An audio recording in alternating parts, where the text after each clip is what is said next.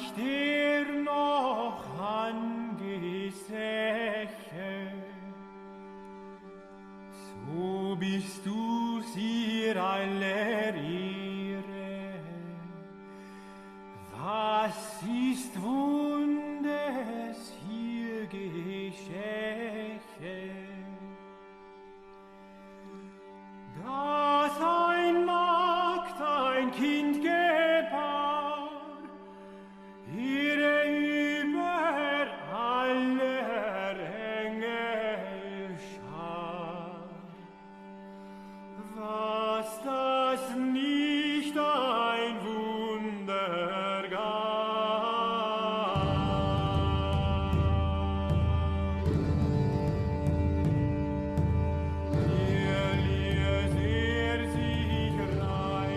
This is The New Right, a podcast for the lost arts, reclaiming the literary holy land from the heathen. This is Dan Baltic, and sadly, we do not have Matt this week. He is off fighting in Ukraine, fighting with our Russian brothers, and best of luck to him. We hope he returns. But in any case, we are very honored to be joined by a very gifted and talented and well-known on our side of Twitter poet, Steff. Steff is known, her handle on Twitter is Poetry Grifter. And, she'll tell you whether she is a grifter or not, but her poetry is really very good. She has a lot of fans who are former New Right guests. So I know Caleb, Manny Marrero, even the illustrious Delicious Tacos is a fan.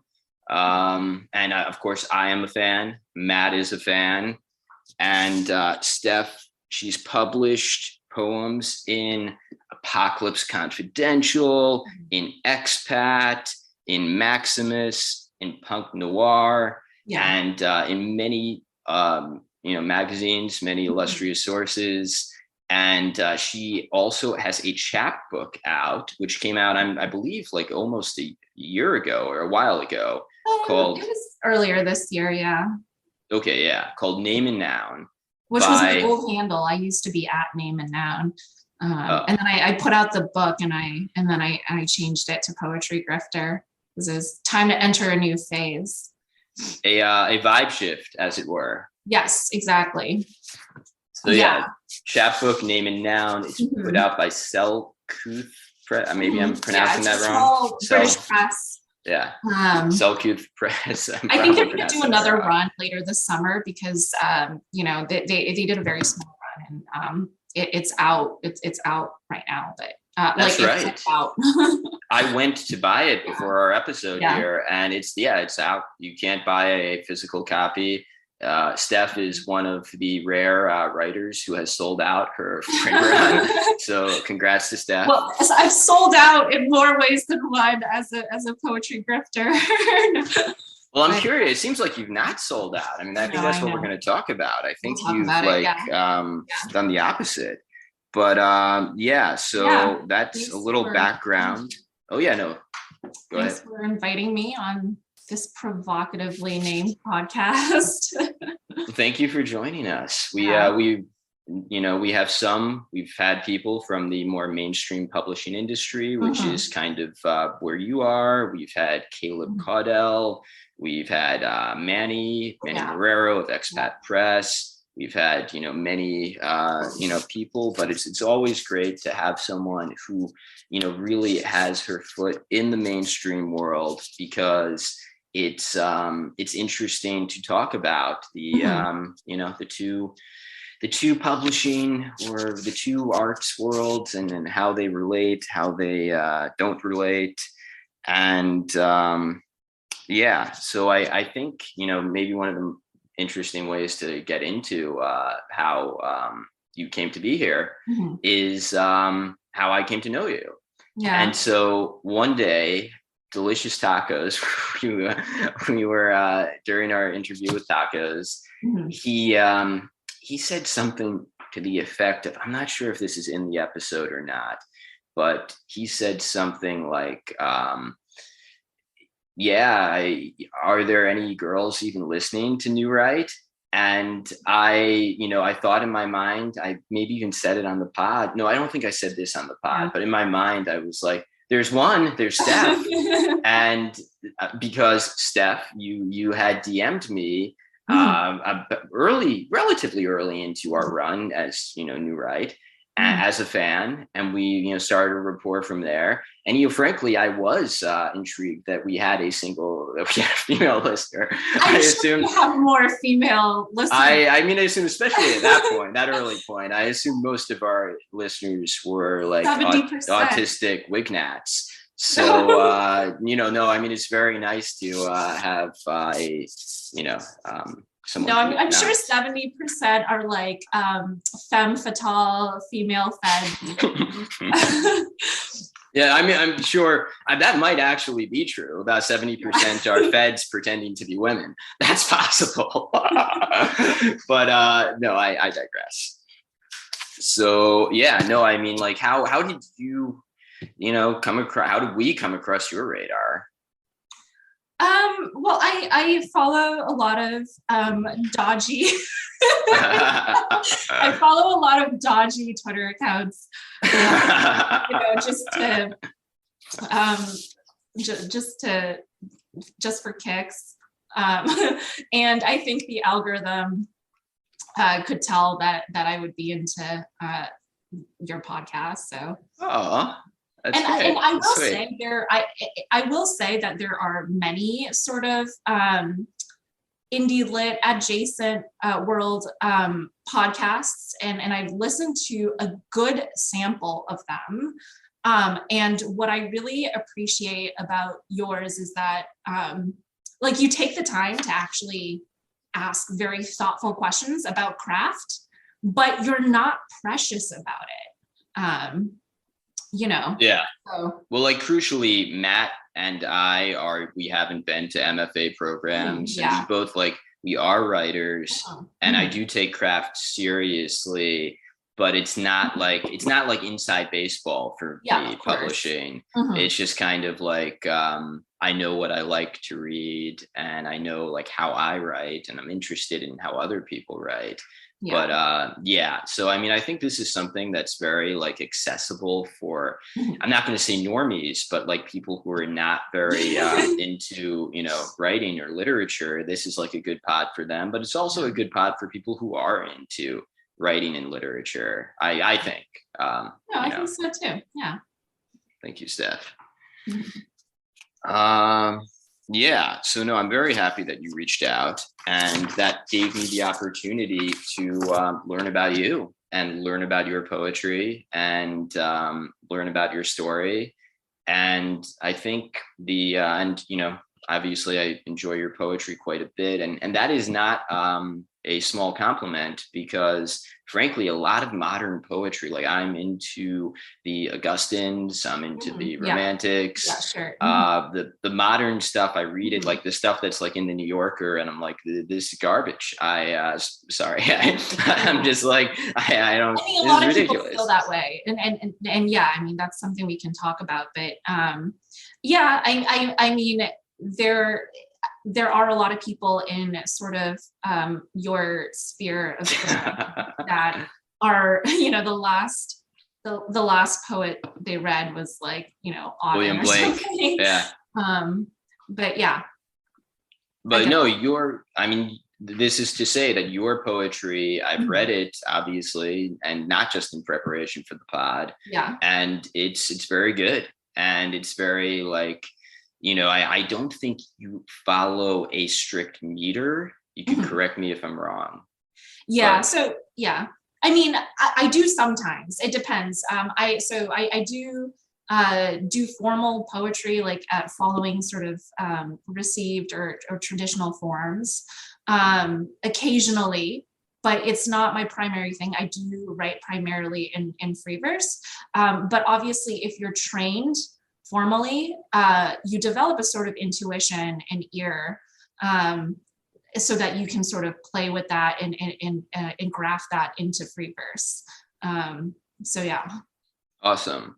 Yeah. No, I mean, so like your free verse is actually quite lyrical, Mhm. quite like, as I'm reading your poems, the like lines kind of, they I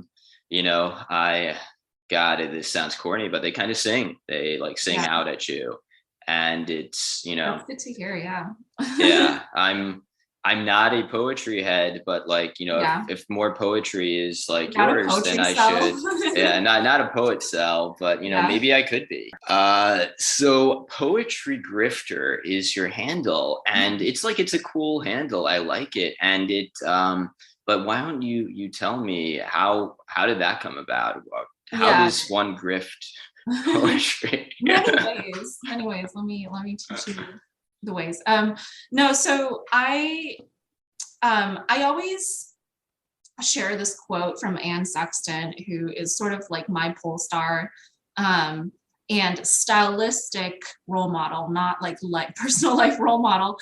But she came to poetry relatively late, um, uh, for for a poet of her stature. She came to it in her late 20s, didn't even sort of read poetry before then, and then just like, you know, just went for it. And that was my story as well. I didn't really start reading or writing poetry until I was like, 28 or 29. So it's only been a few years. And I still sort of am in shock that I'm sort of doing this now as my vocation. Um, and what I mean by that is, I got into an MFA, like a funded MFA program that is paying me to be there, and to write and to teach, which it's just like a shock to me that was even a viable life path. Uh, and I guess on some level, I'm like, did I sort of pull the wool over everyone's eyes? Am I a grifter? I mean, this is something that we can talk about, but certainly there are there are ways of sort of writing to contemporary tastes, Yeah. especially like contemporary like MFA program tastes, and I think I probably did that, you know, and was able to pull that off sort of successfully. Oh, so there's the grift. You grifted your way into it with your I will. So yeah, I mean, that's like kind of like an insecurity, right? Like, did I into it? Do I deserve to be here? Given that, a lot of times I feel like I'm not as well read as my peers who, have bachelor's degrees in English and have been reading poetry since like their late teens, right? So I'm like a yeah. decade behind in some ways. So I think that is what I'm gesturing at with the word grifter. But there's also a sense in which like I am hustling for readership. Yeah. Like a lot of people say, if you're a true artist or whatever, like, and you were thrown into like an isolation chamber, like Dragon Ball Z style, like you would still fucking do it, even if nobody was reading. Yeah. Or looking at your work at all. And I have to be honest, I don't think that I would, at least not at all to the same extent. So to some extent, I am also sort of hustling for readers, Yeah. especially in 2022, when the vast majority of poetry readers are not not people like yourself, or not people sort of historically, represented by the demographic in our side of Twitter. So yeah. Yeah, no, so the grift, I mean, definitely, I think all artists, writers to some extent have to have that grift in them, because like you need to get readers, you need to find readers, and therein lies salesmanship. Therein lies the grift, as it were. But I mean, it's not really a grift. Yeah. It's like convincing people to read your stuff. And I do agree that you need readers. Like I wrote my novel, which Nutcracker, my novel, which is coming out by Terror House in the fall. You should buy it. But yeah, that's a little plug for me there. But moving on, I wrote my novel over 3 or 4 months, and like no one was reading it but me, essentially. And it's like it's not quite that I think you need readers reading it, like, but you need to know that you're writing it for readers. You need to know that it will eventually be read by people. You need an audience in mind when you're writing, even if you're not going to, even if it won't reach that audience for years. But like writing is it's a relationship. It's a relationship between the writer and the reader.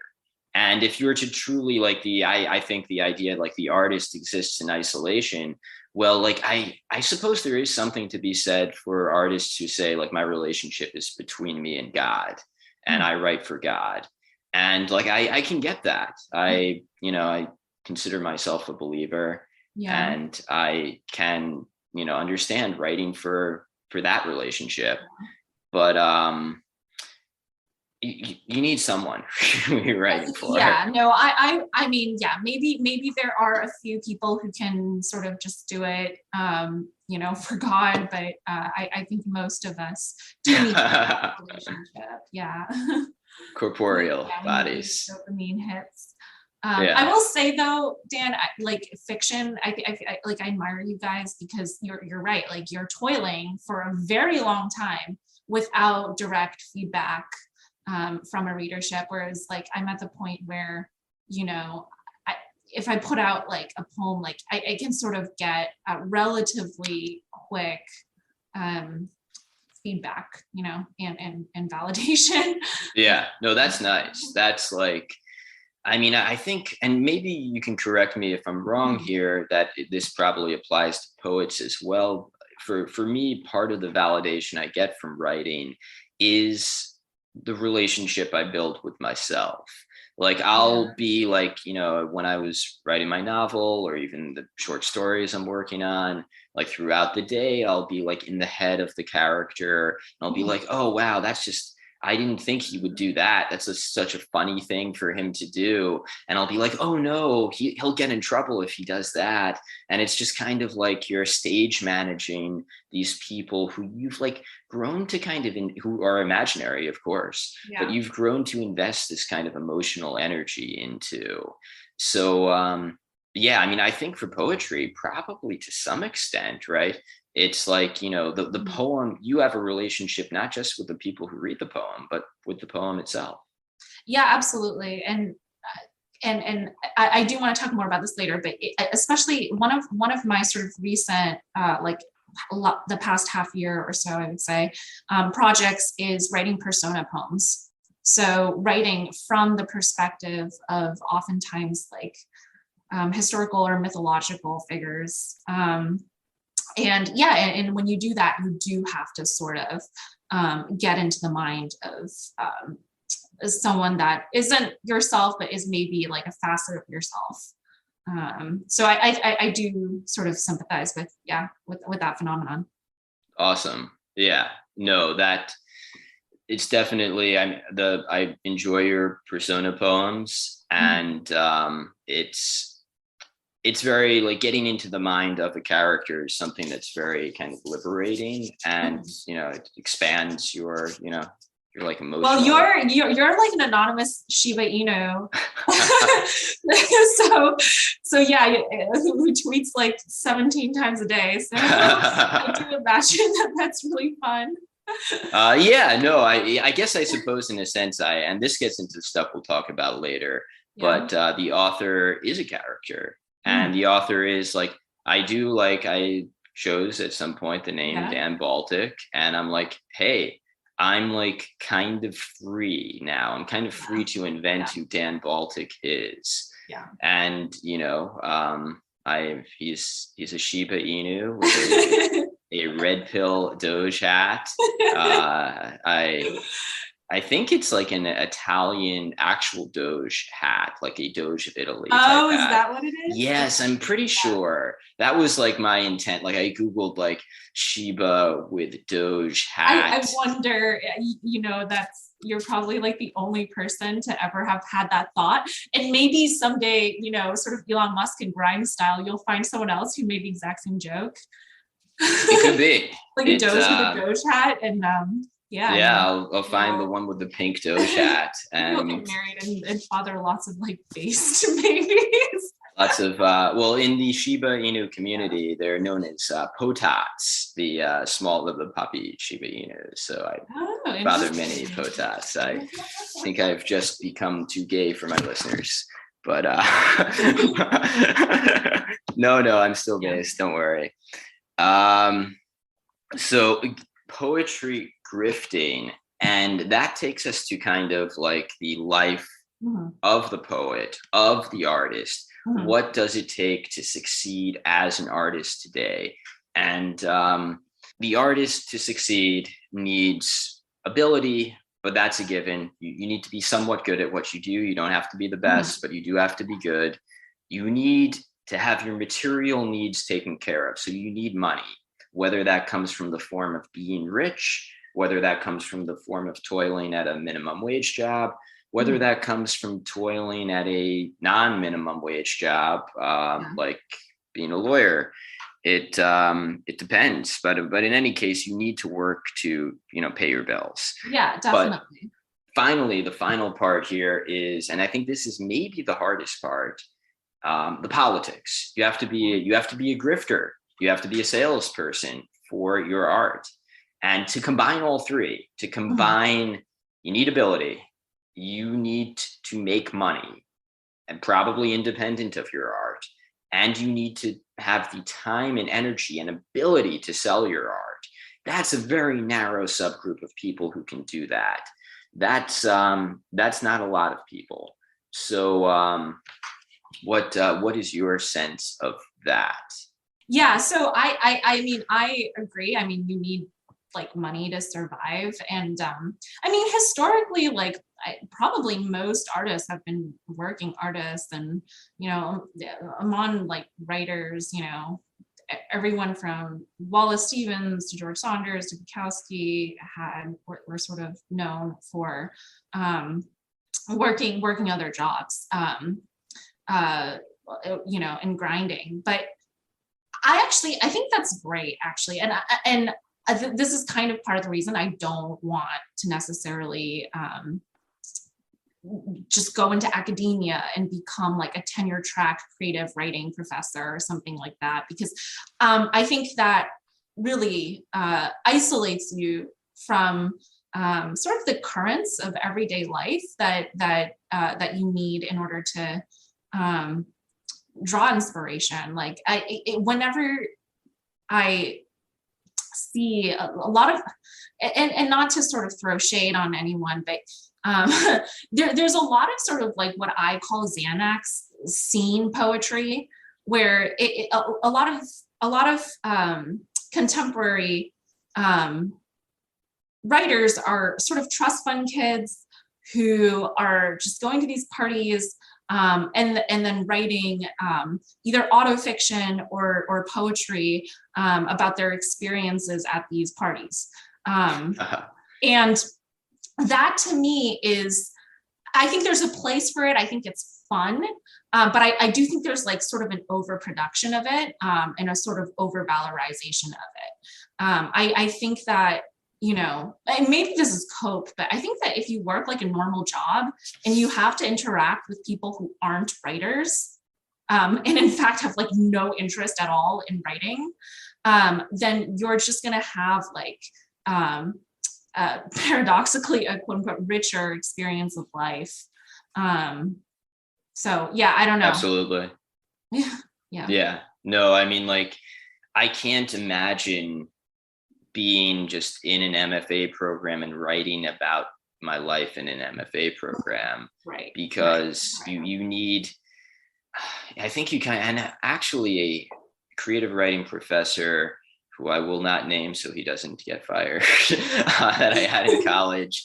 He, no, not that he would be fired for just knowing me, but he said something like, you got to have a real job and you got to work a real job for like 10 years and then you could start writing.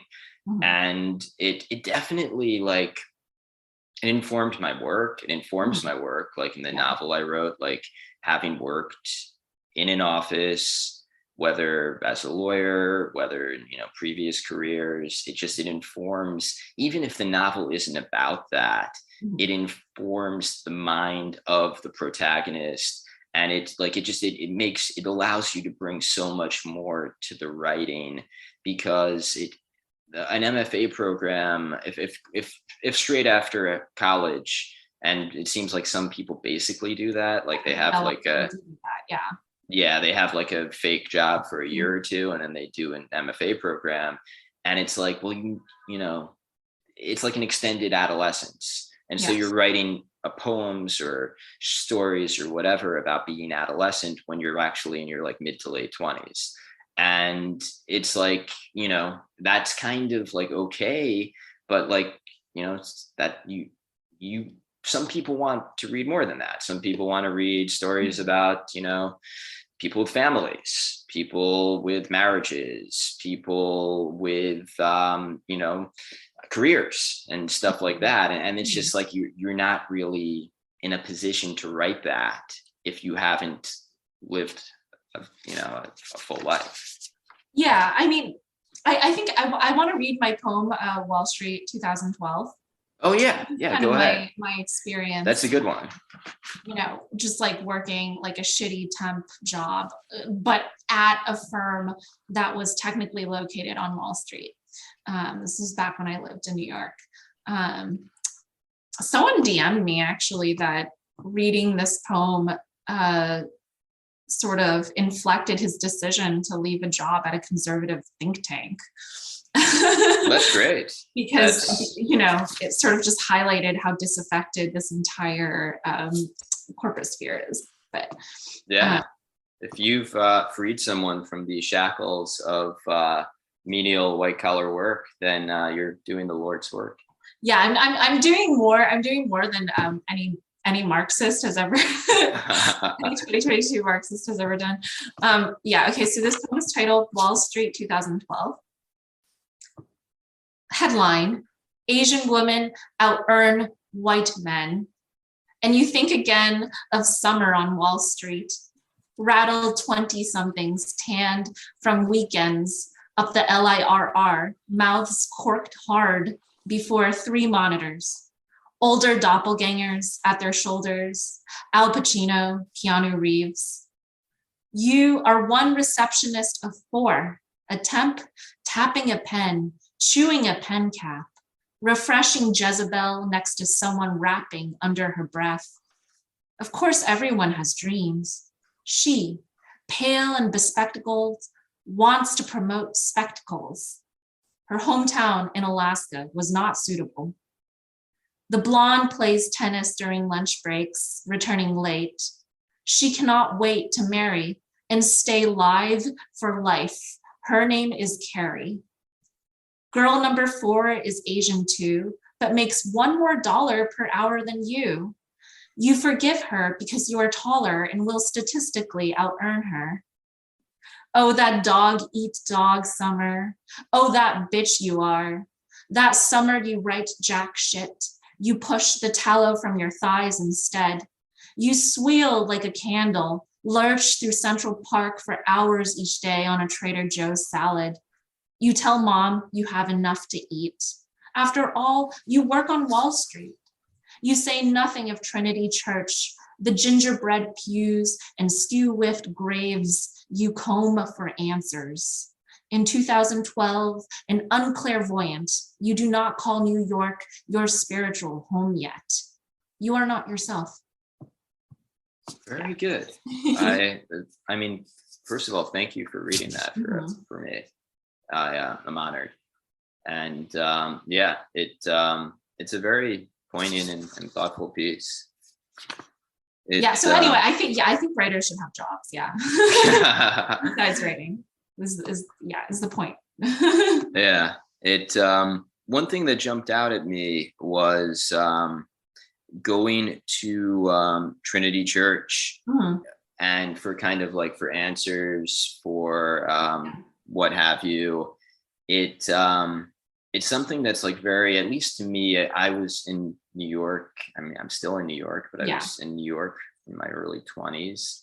And yeah, at times, just like New York has many, though it's not a religious city, it has many Right. churches, many beautiful churches. Mhm. And I remember kind of walking into St. John's the Divine, and just kind of like at moments of, I don't know, not to be too grandiose, but like spiritual crisis or what have you. And just kind of being, I wasn't particularly religious at the time, but being, just moved being in that environment. And so it's interesting to see that other people have felt the same. You kind of have to, because you have to kind of find refuge where you can, in the city. I mean, I live in Austin now, but yeah. Yeah. Well, in Austin, I think the whole outdoors is your church. It's great. Yeah. I do enjoy, I think Texans don't technically consider themselves part of the South, but coming from like New York and Boston, which is where I'm from, this is definitely the South to me. And so there's like a sense in which this entire environment is escapist for me. So yeah, I enjoy it. Yeah. Oh yeah, no, I mean, I could totally see that. I mean, the sun is just like more powerful down there, like literally, like, and Yeah. that kind of has an effect on, like, when I'm in LA, I always just kind of feel like, I don't know, you have that kind of sun energy that you don't get on the coasts often Yeah. enough. I mean, I'm obviously like a devotee of the moon as opposed to the sun. Oh, that's right. Yes. Well, mention a little bit about that, because Yeah. you are like lunar coded. I'm lunar coded. My middle name in Chinese is literally moon, Oh, which is also, the symbol that I sort of use above my handle. But yeah, I mean, it's the moon goes with like an entire ideology. And this is like the only facet in which I'm kind of ideological. It goes with like occlusion and, being elliptical and obfuscation and all of this stuff, which I think is really like beautiful and sort of like erotically charged. And yeah, and so yeah, I'm sort of like a moon cell. But yeah. yeah. No, that's interesting, because I was wondering what that Chinese Mandarin character meant, and now I know it's the moon. That's and cool. it's my middle name. Yeah. That's great branding right there. I mean, it's like, I don't know. I've read a lot of evidence, like both for and against the concept of nominative determinism, which is the idea that, whatever you're named, you sort of grow into having sort of traits. Yeah. But yeah, I mean, I think in my individual case, it's definitely, yeah, I was sort of like nominatively determined. Moving on to or moving back to the components you need to be a successful artist. Obviously working is one, and or if not working, having money. And so there is definitely a benefit to work in terms of informing your writing, but there is a downside in terms of it drains you. It takes so much time, and then it's difficult to find the time to do the writing afterwards, and not just the writing, but the politicking. Yeah. So I mean, that's kind of I feel like that kind of leads into our sort of next topic, but it is hard to sort of quote unquote work like a normie job while trying to write. And there are, the existence of like grants and fellowships and MFA programs like the one that I'm in, which do give you the time to do that. But the problem is, there is an element of, you sort of have to cater to what these institutions are looking for in order to take advantage of those opportunities. Absolutely. And so part of like catering to that is that's the politics, right? That's the like, in addition to, being good at your craft, in addition to finding a way to support yourself, indeed by selling yourself to an MFA program with grants, you are taking care of, to some extent, supporting yourself, but also you're using that political skill that will be very necessary to sell your art to a wider audience. So why don't you tell us a little bit about using politics in MFA programs? Okay. I kind of don't anymore, but I think this is a comment that I've made as an aside to you. I think it's unbecoming for women to be right wing, and it's unbecoming for men to be left wing. True. and since I'm a Agreed. woman, I don't.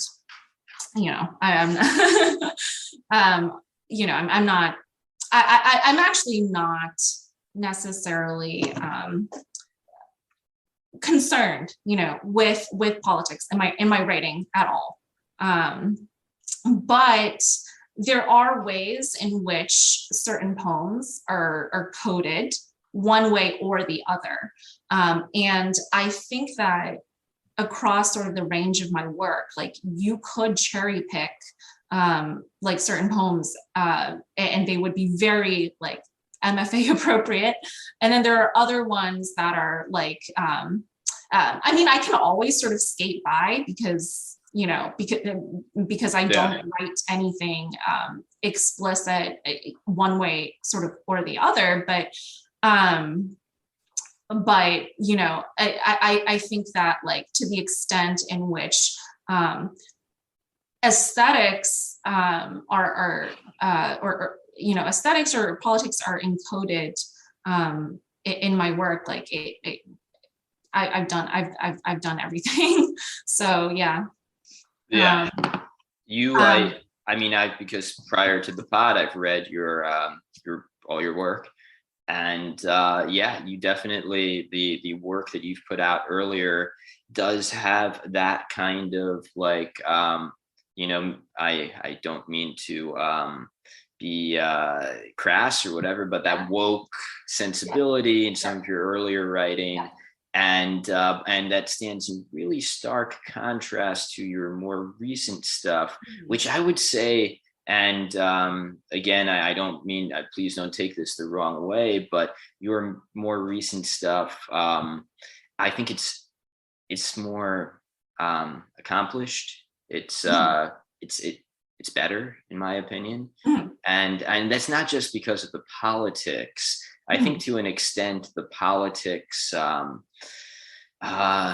when you're, and this, maybe I'm overlaying too much onto this here, but when you're writing to perform a certain politics, that will get in the way of the actual writing. That will get in the way of the raw honesty of it. And like the stuff you've been writing recently is just very raw and honest and just very like clearly from the heart. And so it's not like you're writing based stuff now. You're writing about love and friendship and all sorts of things. But it's like it is based in that it's not it's not ideological. It's not paying homage to any sort of like identitarian. I am an Asian woman. This is an Asian woman poem. Yeah, and I agree with that. And I'll say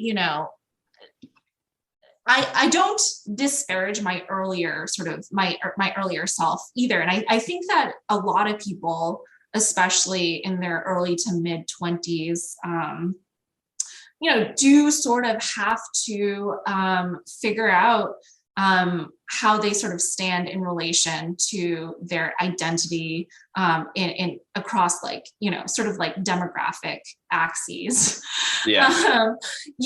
And I think there's a lot of value in that, to be honest. Like, even, to sort of borrow another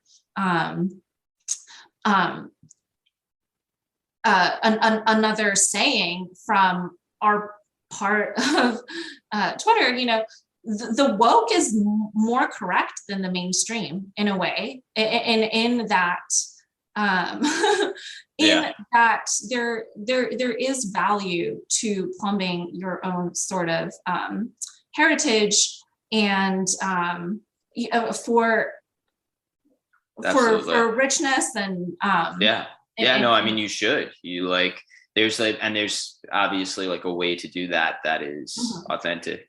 And I think that I think that's what I was sort of navigating when I was writing. I wrote poems like literally about microaggressions.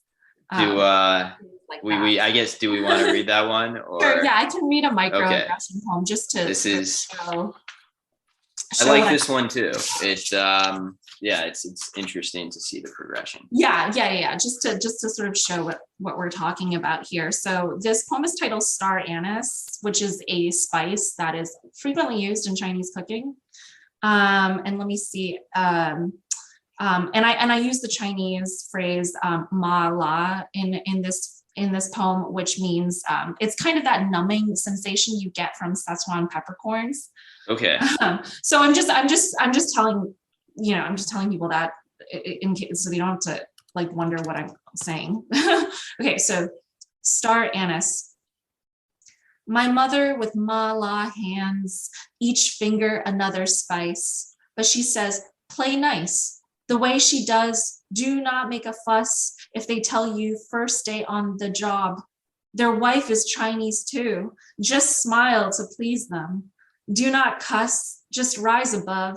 Do not share the races of your one-time significant others, while their faces drop to the ground as if you are a pinch of peppercorn over the shoulder.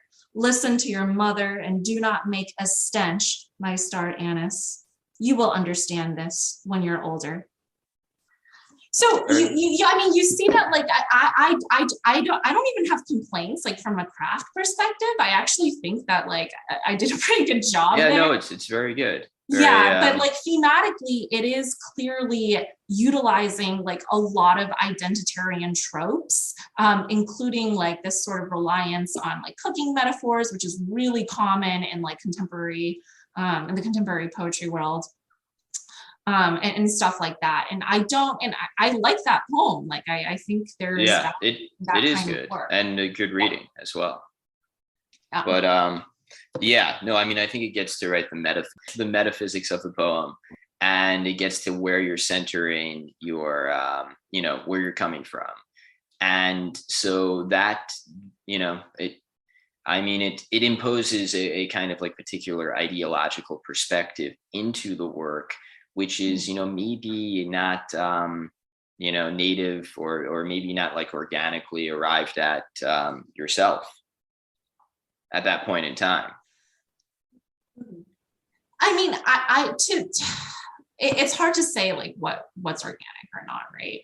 But I did genuinely, when I was writing that was from the heart. That was, I was more thin-skinned and sort of sensitive as a younger woman, as most younger women are, whereas that kind of comment nowadays, like, it wouldn't, is sort of even like make a dent in my day at all. And I'm happy to sort of talk about, to sort of, satisfy people's curiosities or have a conversation about our backgrounds and stuff like that. But as a younger woman, like that kind of stuff did bother me. And so I think writing poems about that it's like valid. I really don't have a problem. I think this is the thing that that is really important for me to say. Like, I actually think there is value in that type of poetry as like a type within a range of sort of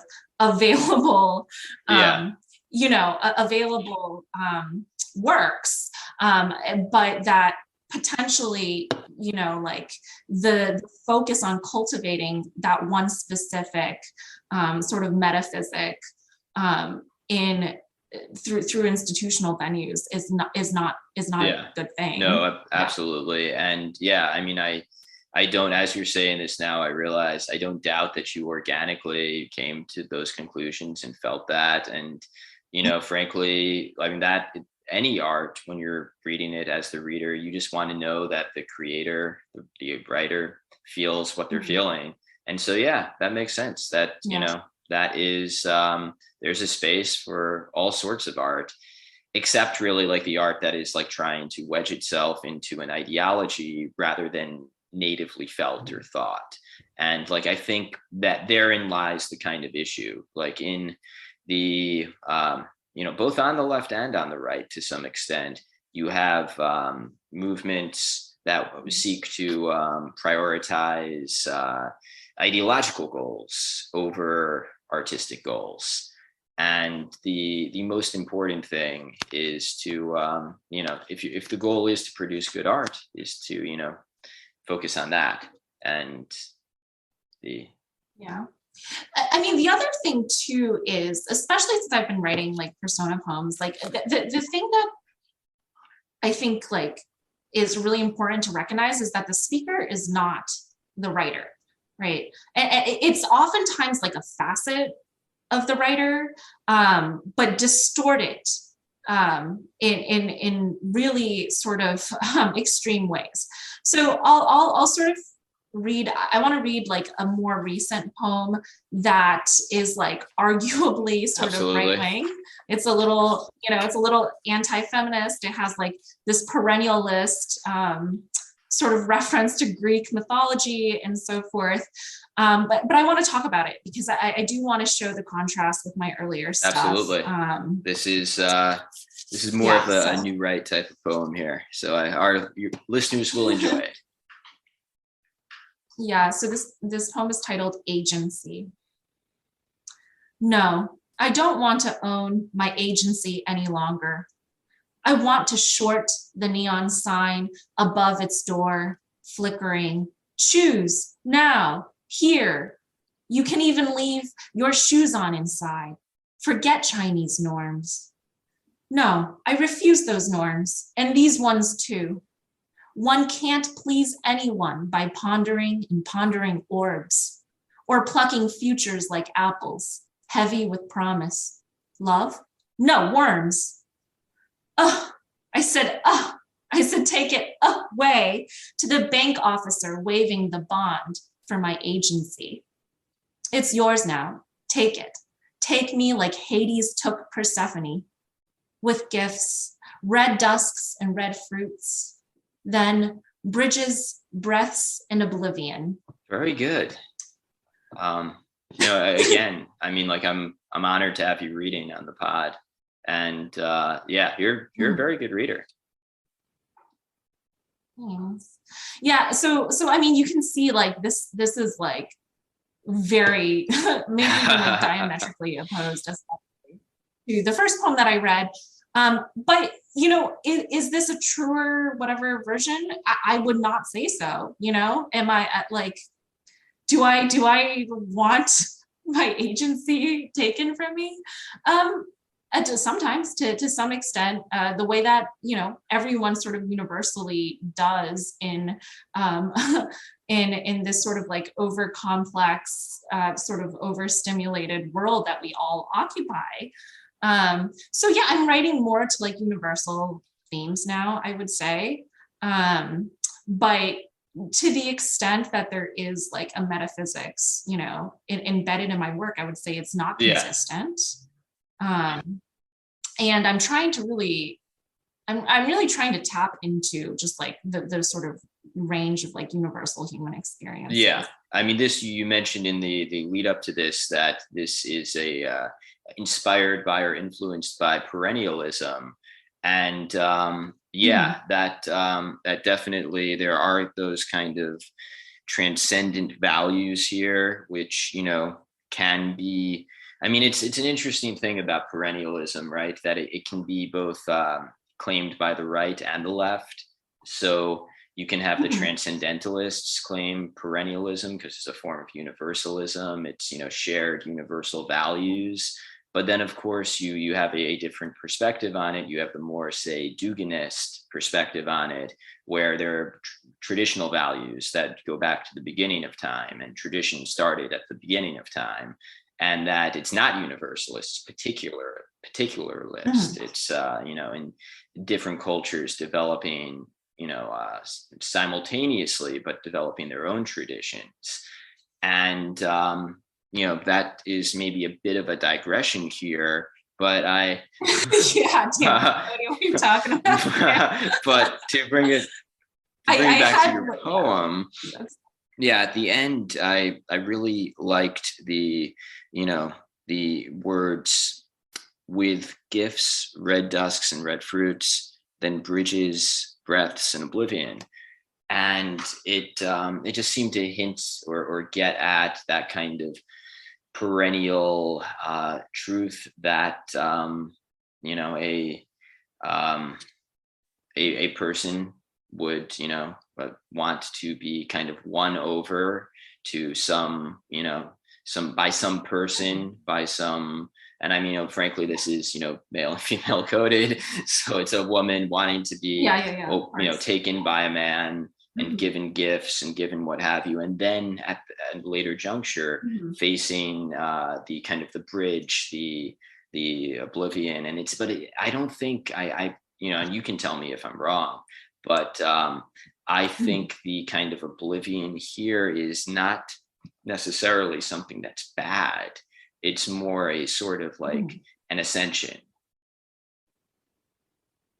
Yeah, you know what? That's kind of the, that's sort of the ambivalence is kind of the point, right? Yeah.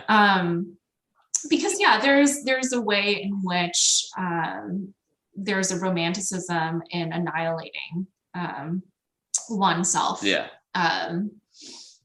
But they're sort of good and bad things that come with that. But again, it's like I hesitate ever to say that I am the speaker. Of course, Steff is the speaker, because a lot of times when. And as you know, like you have to inhabit your character for your novel. You're literally taking like some facet of yourself and you're blowing it up out of all proportion, and you're just like straight up channeling it into this vessel. And so that's kind of how I feel about the speaker there as well. Like of course, like she is part of me, and of course.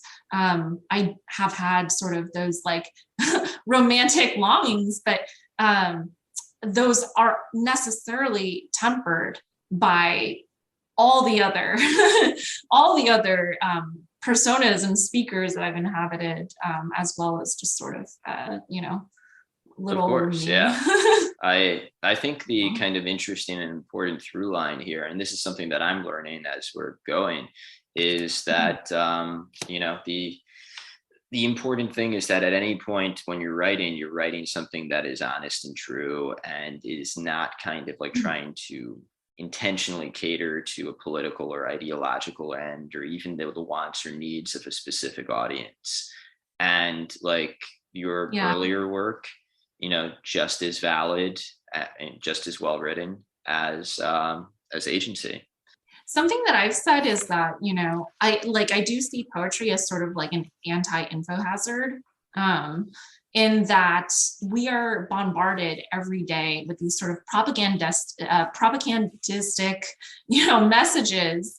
And what a good poem should do is just like completely rip you out of that dynamic. And all of a sudden you're just sort of present in the sensation of the moment.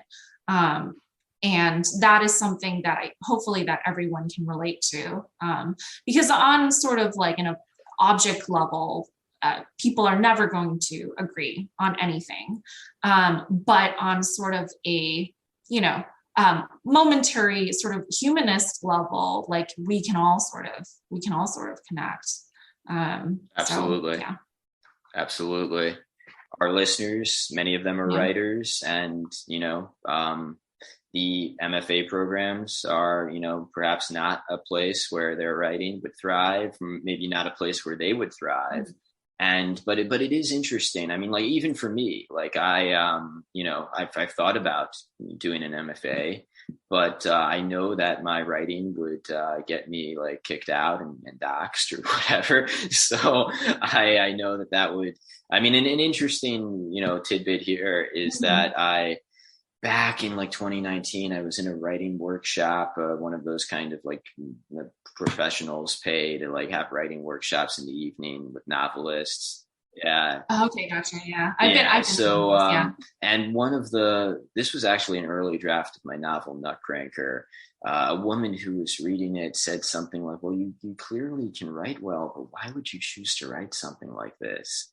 And I mean, I'm like, well, there's the problem. If I took this to an MFA program, I'd have people asking me like, well, why do you want to write things that offend me?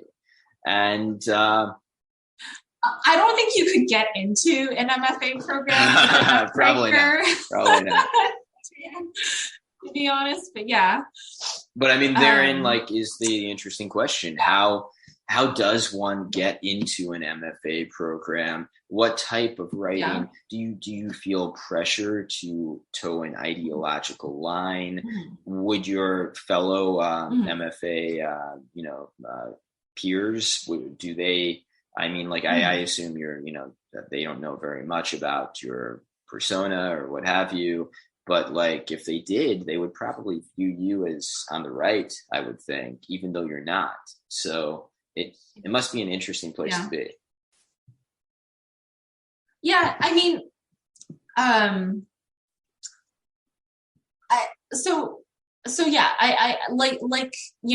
read my earlier sort of poem, Star Anise, and when I was applying for MFA programs, I put together a portfolio of poems, maybe half of which were sort of along those lines.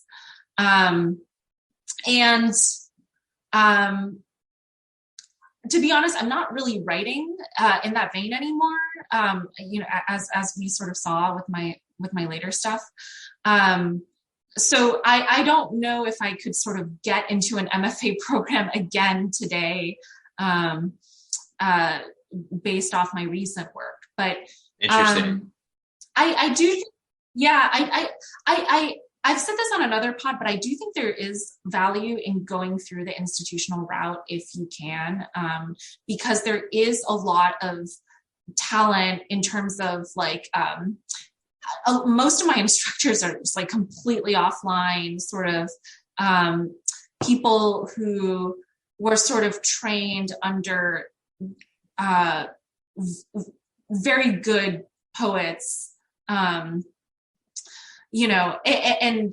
that sort of training is not something that you can necessarily tap into through just like, shitposting on Twitter.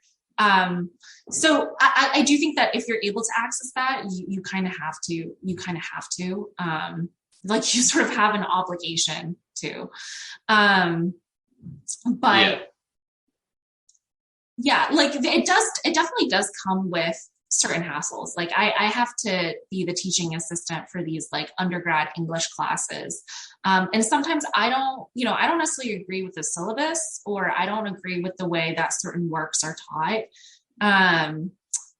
For instance, there was like this, I don't think this is like super identifying, but there was an instance where one instructor that I worked with wanted to teach the yellow wallpaper, which is a short story, sort of like a feminist short story, a really great short story. Like I love that one. It's like a, horror sort of psychological thriller classic.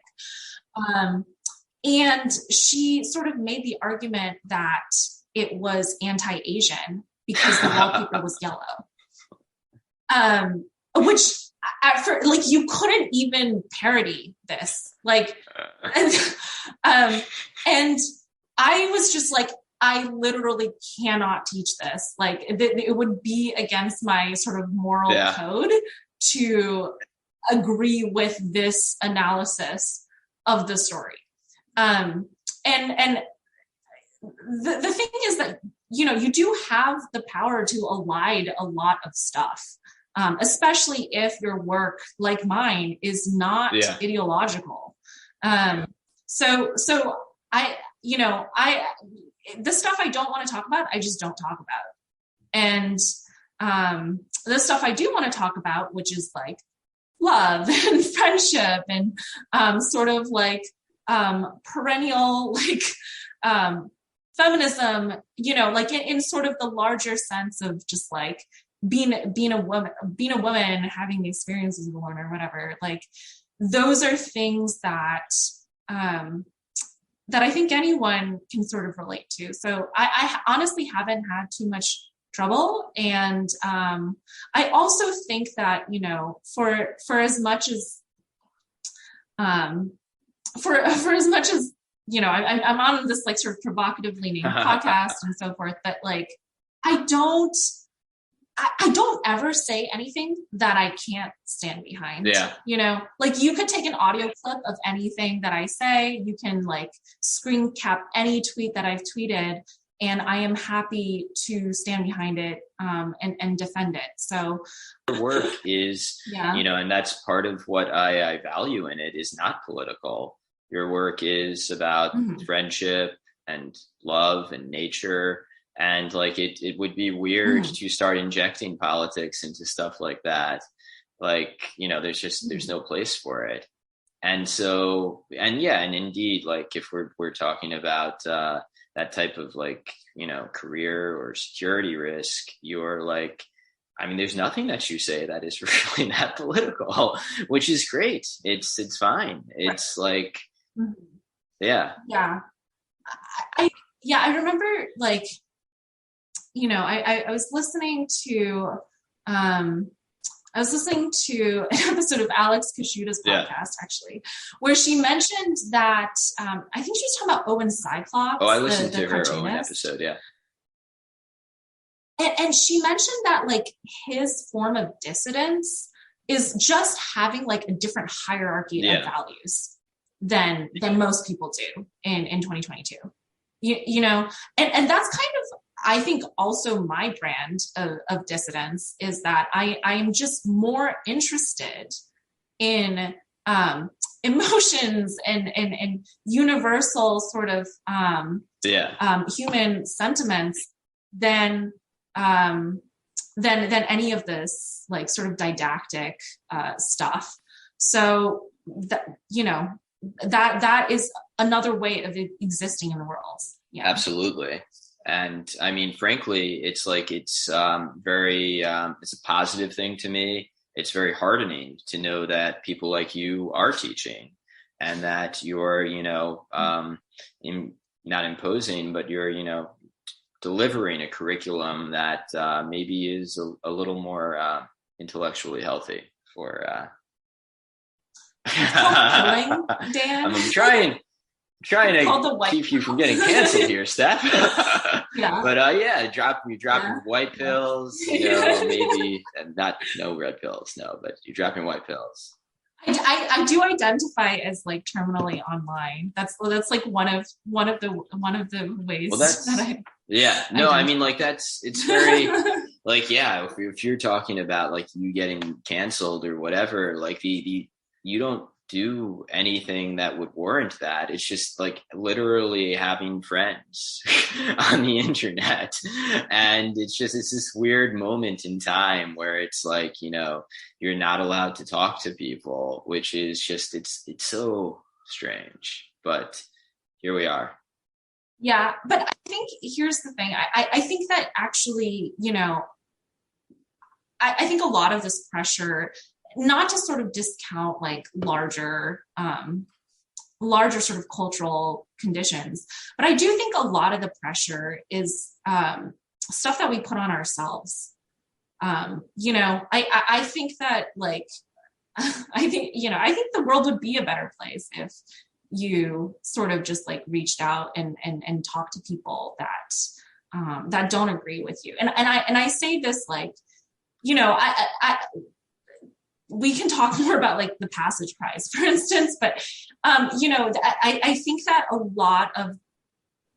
lot of this pressure to constantly stand behind a sort of didactic stance and not sort of create bridges is a little misguided, or at least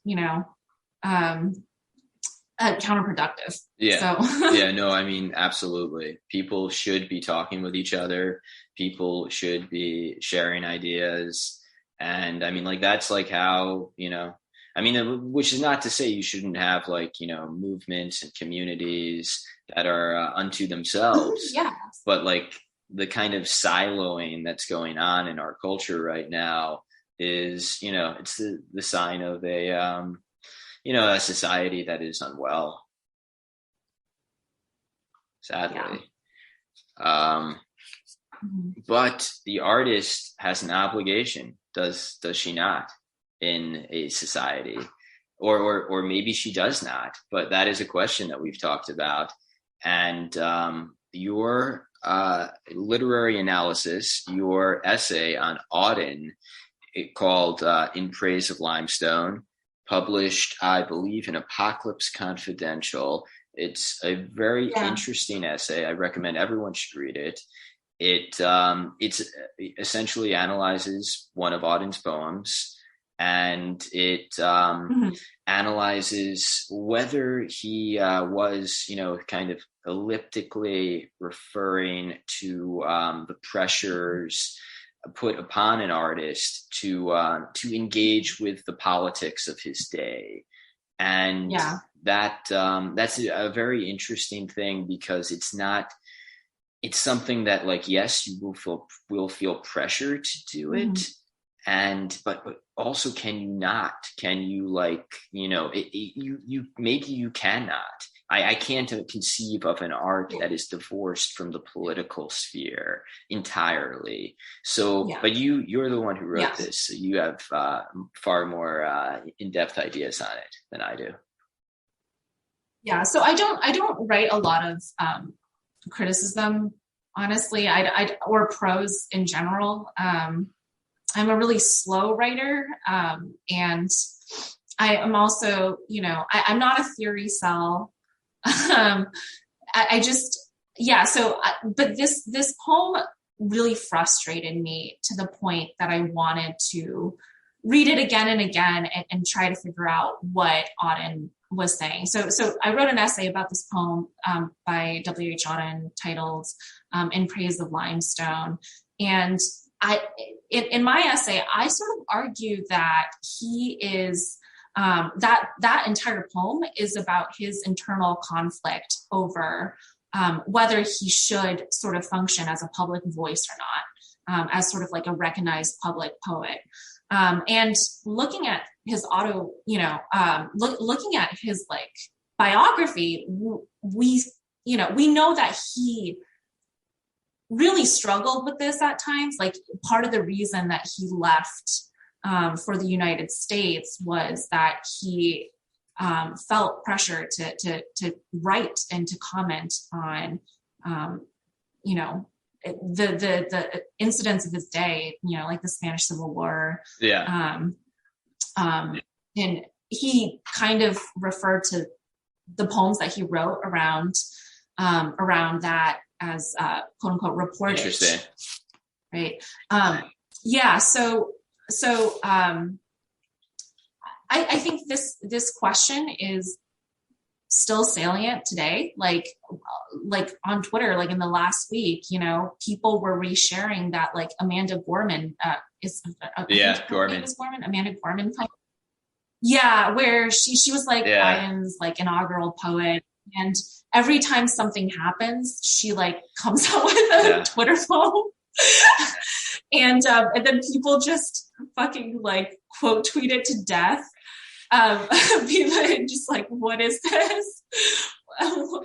But, you know, and it's like, yeah, like if you're a political poet, like this kind of her job, right? Like, I don't know how she's being funded. I mean, like the White House is probably like injecting money into her bloodstream, but like, but yeah, like it's on its face, sort of just flat, right? And I don't say this because like, I think she's in a very difficult position, honestly. Like, I can't imagine being called upon to be a political poet, to actually write a response to every sort of national incident that comes up. Like, I would probably do. Well, I mean, also she's right. She's young. She's not very polished as a poet, I think.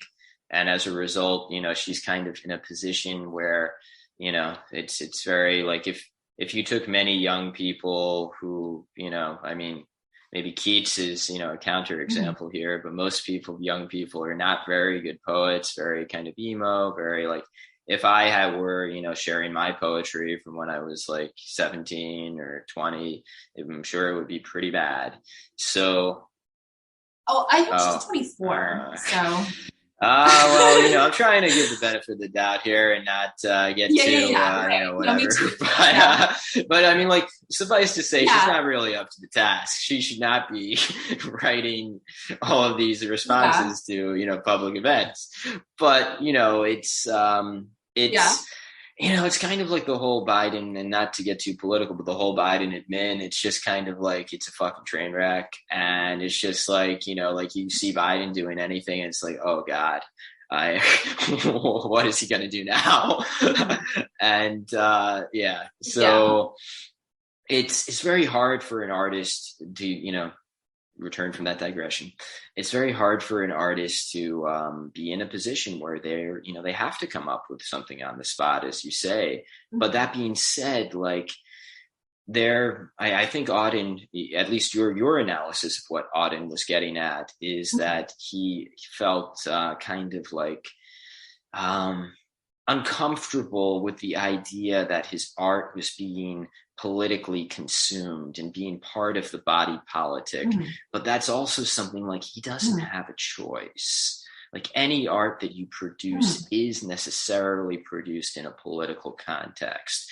So even your poems about friendship and love, you know, it exists in a political dynamic, in a political thing. So like, you know, perhaps a kind of like, there's many readings you could do on that. Someone could do a reading on, you know, a poem about friendship and be like, oh, well, your poem Debutantes about you and your friends frolicking under the southern sun.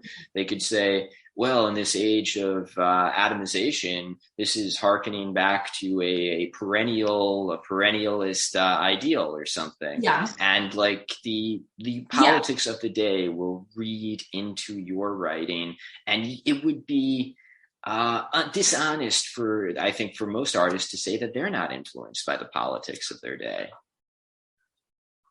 Yeah, of course. And I think to some extent that is probably like the easiest criticism of what I'm trying to do, is that it's just sort of, you know, am I sort of just putting my head in the sand and being like, la, la, la, you know? But I think that, you know, that's one reading of it, Dan. But another way that you could read it is like there's like a way that you can read my work is like I'm a first generation immigrant woman of color, and I'm rewriting like Greek mythology into my poems, right? And so it's like, you know, like there's a sense in which is it like counter colonization, you know? Am I reclaiming like the imperialist, you know, sort of mantle? But this is what I'm saying though. I don't want to say that, because I'm not that's not like a motivation. Our culture is for not what your I'm writing. costume, Steff. Jeez. Yeah, well, I'm joking. I don't know. I want a Doge cat. Actually, but yeah, like you can shoehorn any sort of political reading into a poem about friendship. Like, absolutely, of course you could. But is it the right thing to do? I would say no. Is it the likely thing to happen? Yes. Like, because unfortunately we live in such a charged environment that people are going to try to do that.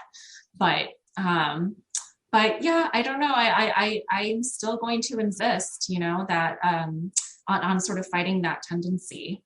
And you're doing it well. I've mentioned this to you privately. Your like past 5 or 6 poems have all been, as the kids say, bangers. They've been very good, and you're really on a roll here. And I'm not sure, and even at the end or not the end necessarily, but even after, talking, I'm not sure exactly what your process is, but you seem to be in a good place with your writing. Yeah, thanks. I'm also not sure what my process is. But yeah, I do. I feel good about it. That's good. Yeah. I mean, you're on a roll, Steff, and I can't wait to read the next one, frankly. And I can't wait for, Poetry Grifter to once again begin strolling the halls of Twitter. All right. Thanks, Dan. Of course. Thanks for having me. No, it's thank you for coming on.